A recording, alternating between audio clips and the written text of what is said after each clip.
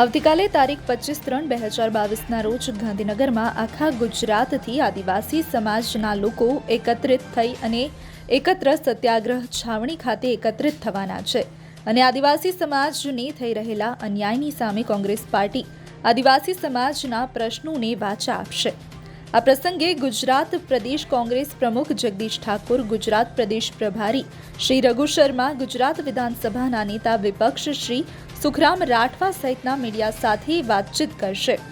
આદિવાસી સમાજ સાથે થઈ રહેલા અન્યાયનો અવાજ ઉઠાવવામાં આવશે।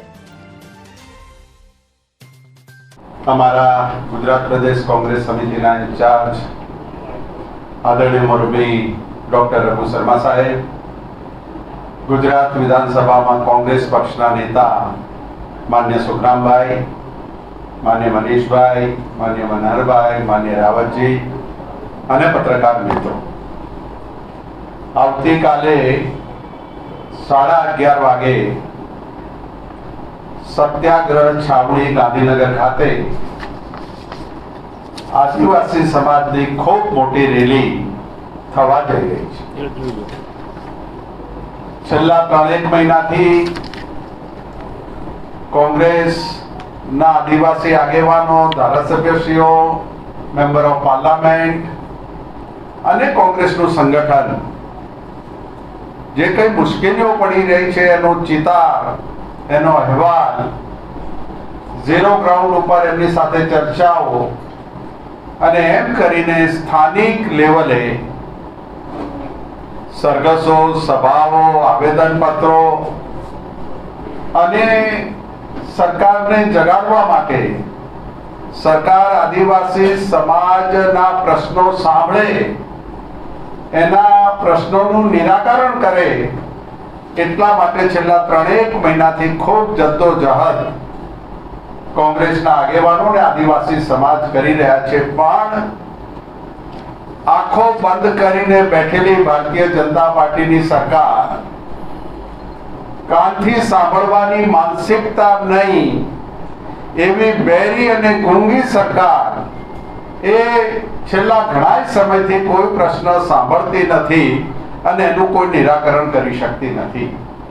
અને એટલા જ માટે નક્કી કર્યું કે હવે સ્થાનિક મામલતદાર, કલેક્ટર કક્ષાએ ખૂબ રજૂઆતો થઈ, ચાલો ગાંધીનગર અને ગાંધીનગરમાં મુખ્યમંત્રી અને સરકારને રજૂઆત કરીને આપણે આપણા પ્રશ્નોની વાત મૂકીએ। એના અનુસંધાનમાં આવતીકાલે ખૂબ મોટી સંખ્યામાં રેલી થઈ રહી છે।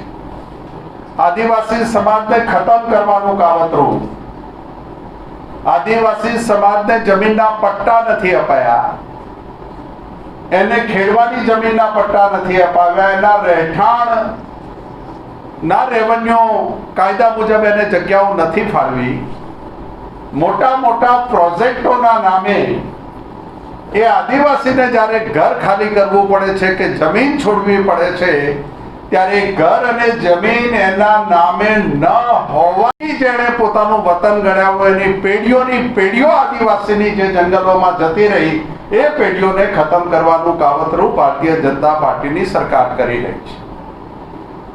1 થી 6 ધોરણ एक ज शिक्षक, एक शिक्षक ने मांदो पड़े, बीमार पड़े अथवा सरकारी कामे जाए त्यारे एनी शाळाओनुं शुं छे एनो पण शिक्षण पर गहन अभ्यास कांग्रेसना मौडी मंडळे कर्यो छे। आदिवासी समाजना बाळकोने भणवा नहीं देवा, खानगीकरण करी अने शिक्षण मोंघुं करवुं, थोडुं घणुं आदिवासी समाजना युवानो भणे छे, सरकारी नौकरीओ माटे इच्छुक आदिवासी समाजना युवानो एप्लाय करे छे, अरजी करे छे, 9 वखत पेपरो फूटे छे ने एम करीने पण एनी साथे नौकरीथी वंचित राखवाना कावतरा भारतीय जनता पार्टीनी सरकार करी रही छे। नौकरी नहीं मळती, धंधो नहीं, रोजगार नहीं, हताश थयेलो आदिवासी ये व्यसन तरफ वळे छे। समग्र देश में सौथी मोटामां मोटुं ड्रग्स गुजरात में आवी रह्युं छे। ए ड्रग्स केम आवी रह्युं छे ने केम रोकातुं नथी એ શિક્ષણ નથી લઈ શકતો, એને નોકરી નથી, એને ધંધો નથી, રોજગાર નથી અને કંટાળીને છેવટે વ્યસનો તરફ વળી અને આદિવાસી યુવાન ખતમ થવાની તૈયારીના કાવતરા ભારતીય જનતા પાર્ટીની સરકાર કરી રહી છે. અને આવા અસંખ્ય મુદ્દાઓ છે. ખેતીના મુદ્દાઓ છે, શિક્ષણના મુદ્દાઓ છે, આરોગ્યના મુદ્દાઓ છે. આવેદન પત્રો 3 મહિનાથી અપાય છે, પણ આ બેરી ગુંગી અને નહીં સાંભળવાની માનસિકતા વાળી સરકાર એ સાંભળતી નથી. અને એટલા જ માટે આવતીકાલે 11:30 વાગે ખૂબ મોટી સંખ્યામાં આદિવાસી સમાજની રેલી કરવા જઈ રહ્યા છીએ અને એમના પ્રશ્નો રાજ્ય સરકાર નહીં સાંભળે તો આવતા દિવસોમાં દિલ્હીના દરબારમાં પણ જઈ અને એના પ્રશ્નો માટેની લડત લડવાની વાત લઈને કોંગ્રેસ આવી છે. Thank you very much. જગદીશભાઈ, અમારા પ્રભારી માર્ગદર્શક રઘુજી, અમારા પ્રવક્તા મનીષભાઈ અને પટેલજી, સૌ પત્રકાર મિત્રો, આવતીકાલે આખા ગુજરાતભરના આદિવાસીઓ પોતાના હક્કો માટેની લડત લઈને આ ગુજરાતની સામે બાઈઓ ચડાવીને આવવાના છે. ખાસ કરીને આદિવાસી વિસ્તારમાં રહેલી જળ, જમીન, જંગલની ઉપર આ ભારતીય જનતા પક્ષની સરકારની ડોળો લાગ્યો કહેવાય, આંખ લાગી છે. એની નીચે ધરબાયેલું ખનીજ પણ એને દેખવામાં આવી રહ્યું છે. ત્યારે આ સરકારે તાપી પાર લિંક યોજના બનાવીને કેન્દ્રની સરકારે એને મંજૂરી આપી છે. ગુજરાતની સરકારે પણ એના બજેટમાં એનો સમાવેશ કર્યો છે. મંત્રી શ્રી સિંચાઈએ પણ એનો ઉલ્લેખ કર્યો છે. પણ આ સરકાર એ વિસ્તારના આદિવાસીઓને ગુમરાહ કરી રહી છે કે અમે આ નાના ડેમ બનાવવાના છે. 500 કરોડ રૂપિયા જેટલી માતબર રકમ જો ફાળવી હોય તો નાનો ડેમ હું માનું છું ત્યાં સુધી 1 કરોડનો થાય.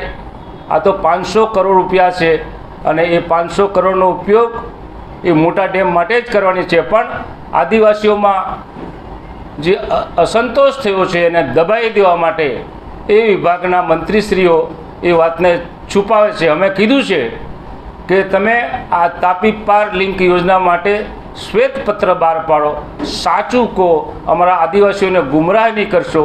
સરકારશ્રીએ એનો જવાબ આપ્યો નથી.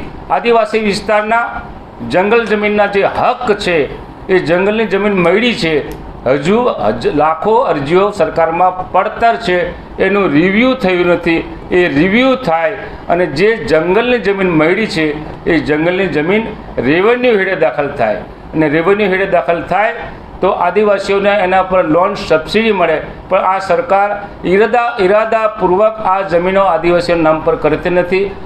એ પ્રશ્નો છે અમારા આદિવાસી વિસ્તારમાં. પીવાના પાણીના પ્રશ્નો પણ છે. સાથે સાથે દાહોદ ઝાલોદ તરફથી આવતો નેશનલ કોરિડોર અને કોરિડોરમાં આદિવાસીની જમીન જાય છે અને આદિવાસીની જે જમીન જાય છે એમાં જે વળતર ચૂકવવાનું છે વાલા દવલાની નીતિ થઈ રહ્યું છે. અભયારણ્ય પણ થવાનું, અભયારણ્યના નામ પર પણ આદિવાસીની જમીન છૂટવવાની. ત્યારે આદિવાસીઓને અહેસાસ થઈ ગયો છે કે આ ભારતીય જનતા પક્ષની સરકાર આદિવાસીઓનું ભલું કરવાને બદલે બુરું કરી રહી છે. આ સરકારમાં ઘણી બધી જગ્યાઓ ખાલી છે નોકરીઓને આદિવાસીઓની, એ ભરતી નથી. આદિવાસીઓને પ્રમોશન આપવાના થાય છે, પ્રમોશન આપતી નથી. અને એન કેન પ્રકારે આદિવાસી સમાજ આગળ નહીં આવે એવા પેતરા રચી રહી છે. ત્યારે આવતીકાલે મોટી સંખ્યામાં અમારો આદિવાસી સમાજ ગાંધીનગર ખાતે સત્યગઢ છાવણીમાં ઉપસ્થિત થવાનો છે. તમને પણ આમંત્રણ છે કે અમારા આદિવાસી જે આવતીકાલે જનસેલાબ ભેગો થવાનો, સરકારની અમે મંજૂરી માંગી લીધી છે અને એ મંજૂરી મળી ગઈ છે. અમે મિટિંગ કરવાના અને અમારા હકની જે વાત છે એ હકની વાત તમારા મારફત સરકારના જે બેરા કાન છે ત્યાં સુધી પહોંચાડવાના અને જરૂર પડે તો અમે દિલ્હી સુધી પહોંચવાની અમારા આદિવાસીની અમે તૈયારી રાખીને બેઠા છીએ. में आदिवासी समाज के लोग रहते हैं, उनकी मूलभूत समस्याएं भी है.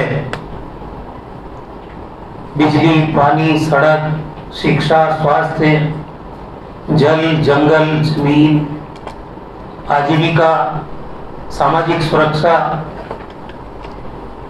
भारतीय जनता पार्टी को इन सब विषयों पे ध्यान देना चाहिए था।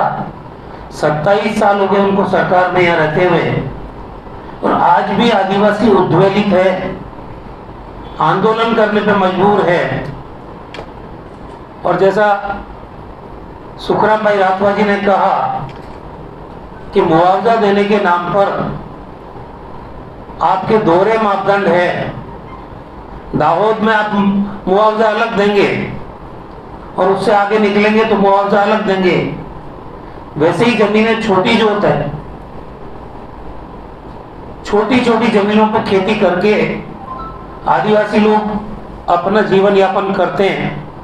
अगर उनका जमीन का अधिकार भी उनसे छीन लिया जाएगा तो फिर उनका परिवार कैसे पलेगा, कैसे बढ़ेगा, जीवन यापन कैसे करेगा?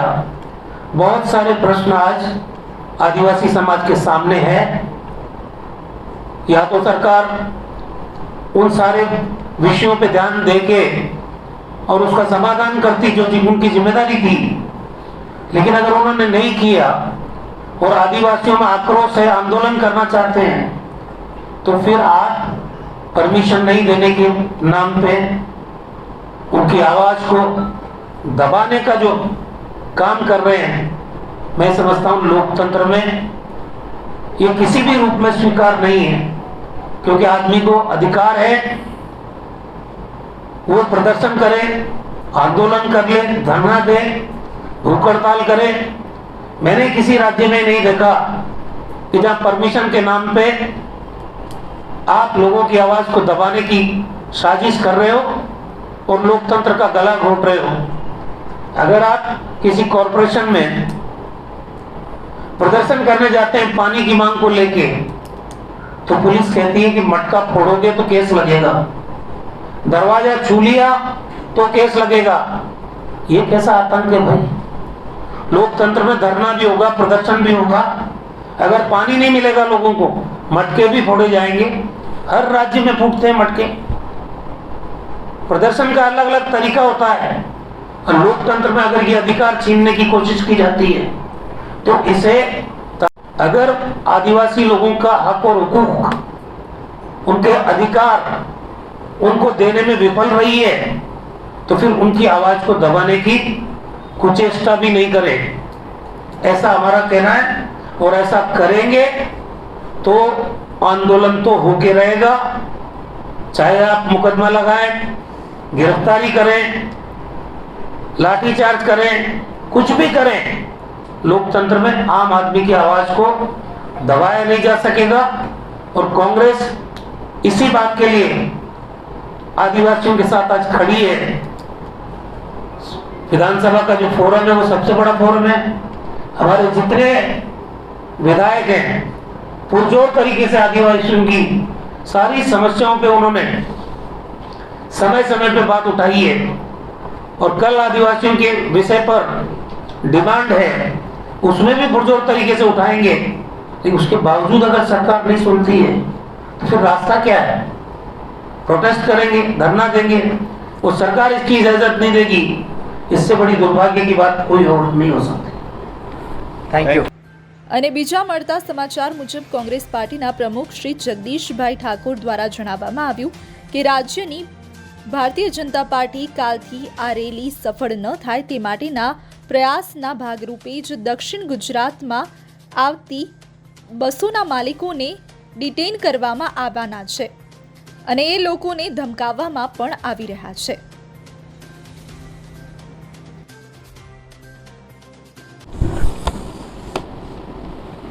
माननीय सुखराम भाई, मनीष भाई, हेमंत भाई, भाई श्री रावत, हमणा ज हमारा आनंद भाई पटेल अने कांग्रेसना आगेवानो द्वारा समाचार मळ्या के जे लग्जरी बस अने व्हीकल थी दक्षिण गुजरात मांथी आदिवासी भाईओ आववाना हता, ए लग्जरी जेनी बुक करी छे एवा लग्जरीना मालिकोने પોલીસ સ્ટેશન બેસાડીને ડિટેન કરી લીધા છે, પોલીસ સ્ટેશન બેસાડી દીધા છે. ભારતીય જનતા પાર્ટીની સરકાર દ્વારા અધિકારીઓ ધાક ધમકી આપે છે,